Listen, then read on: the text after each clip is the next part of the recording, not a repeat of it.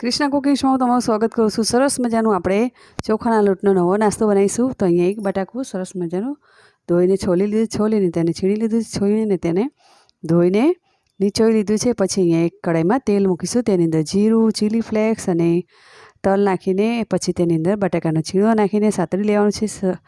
સતળાઈ જાય એટલે તેની અંદર મીઠું નાખી દેવાનું છે। પછી તેને પાછું મિક્સ કરી દેવાનું। પછી પાણી 2 કપ નાખી દેવાના।